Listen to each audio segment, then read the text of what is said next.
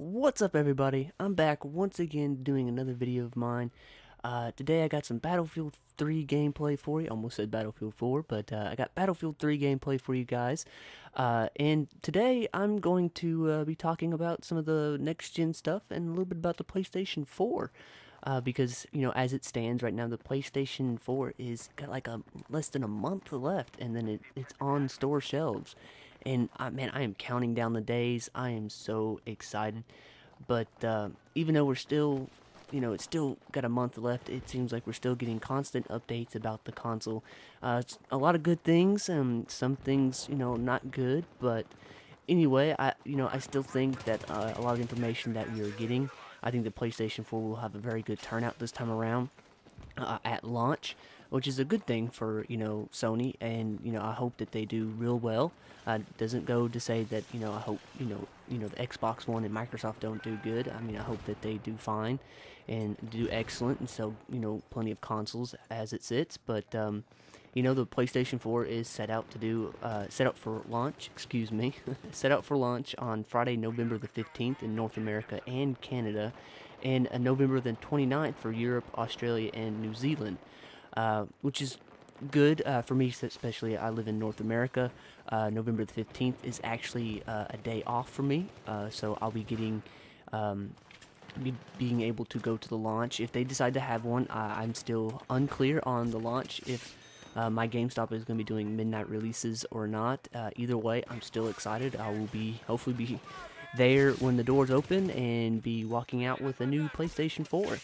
But anyways, but with that though, I mean, I'm also glad to see that a great deal of grade A first party and third party developers are really stepping up and making some awesome looking games for the next generation and the current generation of consoles. That's really one thing that really helps sells consoles, is the games. You can't make a console and not have good games to go with it, like the Wii, the DS, PSP. Excuse me.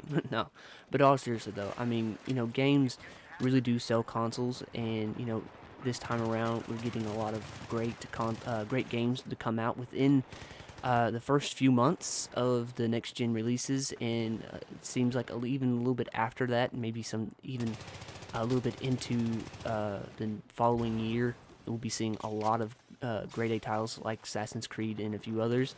Hopefully, to make a return on next gen, or at that time would be current gen consoles.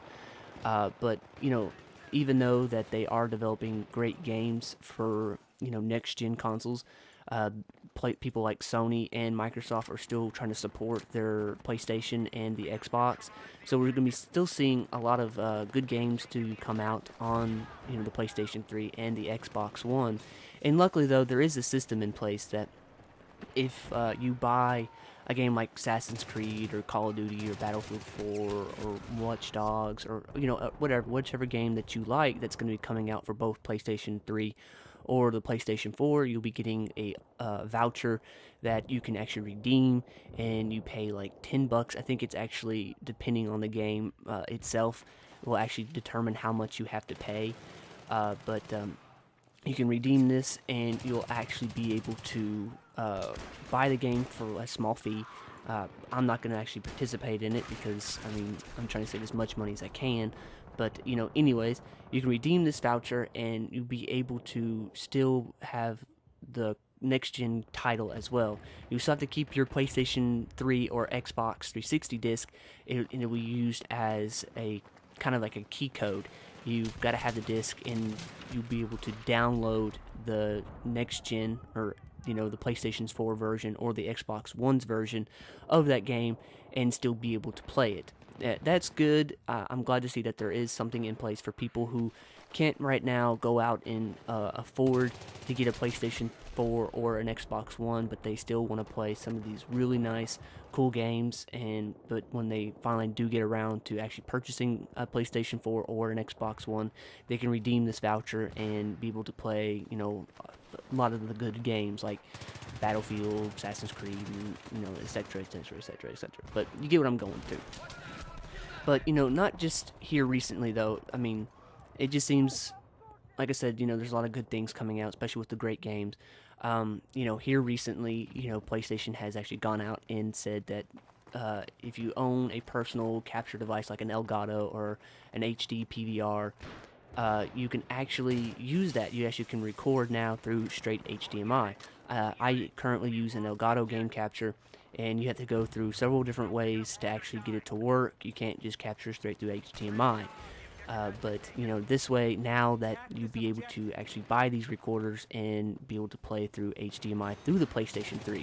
There's no restrictions for the 360 or the Xbox One, so that makes it easier for those guys. But for the PlayStation 3 fans who like seeing PlayStation 3 exclusive gameplay, it's a little bit difficult or a little bit more challenging to actually go about actually capturing some of the footage.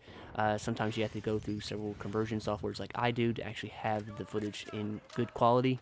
I don't know if that's just on my part or how I'm doing something wrong or how I have you, but that's what I have to go through to actually get gameplay, some good gameplay to be able to show. Like here, and me probably dying a lot because this is a post commentary. Either way. But like I said, game captures will work. I'm pretty sure, the PlayStation 4 and the Xbox One have, be able to record gameplay. That's true, but we don't know how extensive the editing software that comes with the console will be, or if we'll be able to actually store the footage on an external drive or something, remove the footage, go through some of our favorite editing programs, like if you use After Effects or what is another one? Sony Vegas or anything like that. You can use that version of editing software, but as of right now, we really do not know. But anyways, kind of moving on. We also know that the PlayStation 4 controller will actually work with some PC games. Probably have to download some extra drivers to be able to use the controller. But that's kind of great. I mean, I personally, when I play PC games and when it has controller support, I do have an Xbox 360 controller because, well, face it, I do like the Xbox 360 controllers. They are probably some of the best controllers out there, along with probably the Sega Dreamcast controller. That controller was good too. It fit real nice in the hands. I liked it. But anyways, the controller will work for some PC games. That's good. I like to see that because the PlayStation 3 controller, or the new PlayStation 4 controller actually, will be a controller that I will be constantly using, so I'm a little bit more familiar with that controller and being able to use it on PC, certain PC games, if it's supported, I will be using it. And, that's a good notch in my belt. I think that's something, really nice to see. But, some of the bad news, I'm pretty sure this is actually some pretty recent, I had to say, about a few days old at this point, or at this point that I'm actually doing this commentary. They had come out and announced that a lot of the older version of headsets, like if you use Turtle Beach or Razors, or let's see, the Pulse from Sony, a lot of these exclusives, really nice, good gaming headsets. I use Turtle Beaches. I find that they are the best. I do have a pair of Razors. I'm actually using them now for the actual recording part of this. But I think that the both Razer and Turtle Beach headsets are real nice headsets, and they're really expensive. They're like a couple $100 depending on how much money you want to throw at a good pair. They're really nice. I enjoy them, but they've said that at first the headsets will actually, you have to go out and buy new headsets. We don't know if that's something that they were just trying to get extra money out of the headsets, which actually kind of doesn't make sense because the PlayStation 4 will be shipped with earbud type headsets, just like the iPhone earbuds, kind of like. It actually has that microphone built into the earbuds. So it doesn't make sense why they would just now decide to ban, or not really ban, but to say that certain Bluetooth headsets, I should say, won't work. But now that they said that that they will work with further updates, makes me kind of think maybe it's a software issue, that something probably happened in maybe the console's development cycle and they just didn't catch it. But who knows? It could be out for money, or it just could be a simple mistake. Who knows? Because I think they are updating the Blu-ray, not the Blu-ray, but the Bluetooth cards in them, or the drivers. I can't remember. I think it's going up from like a 2 point something to a 2.2 or 2.5. I really don't know. But I just need to know that the drivers are getting updated, and that may be an issue. But either way, they said that they will eventually work with time. As of right now, though, I think they even said that the current chat functions with the game will actually not work. So that's going to be something they're going to have to fix within, maybe a patch or two. Within the if, it's got to be fixed within, the few short weeks that the console has to be out, or people are just going to be really mad. I know I'll be really mad. But either way, it's got to work, and I hope that the issue is solved within the first couple weeks that the console is launched. With hopefully it'll be fixed, on the day one patch. There's always a day one patch these days. But anyways, I'm actually kind of like skipping off here.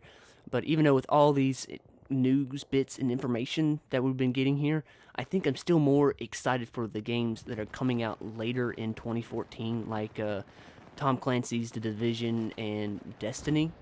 But they are some really major games and really good looking games. I think I'm going to really enjoy. But that's really about it for me. I kind of don't want to really leave on this sad note. But as you know, I just mentioned Tom Clancy's The Division. For the people out there who do not know, Tom Clancy was an amazing writer. A lot of his books actually made into movies. He's actually had hands in actually developing great games such as Tom Clancy's The Division, Tom Clancy's Splinter Cell, Tom Clancy's Ghost Recon, Tom Clancy's Rainbow Six Vegas, just a lot of good Tom Clancy games. And normally, based on my experience with a lot of the games that have his name on it, they're really good games, and it's pretty much come down to, if I see a Tom Clancy on anything, I'm gonna enjoy it and I'm gonna buy it. But unfortunately, and it's sad to say, Tom Clancy has actually passed away early this month on October the 1st.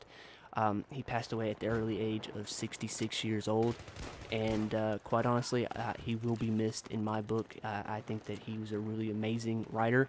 I enjoyed several of his books, especially one of my favorite books, Hunting for Red October. Good book, good movie. But like I said, I kind of hate to leave on a sad note, but with that, guys, I hope you enjoyed the video. I hope you guys liked the video, I should say. But I hope to see you guys in the next one, and take care.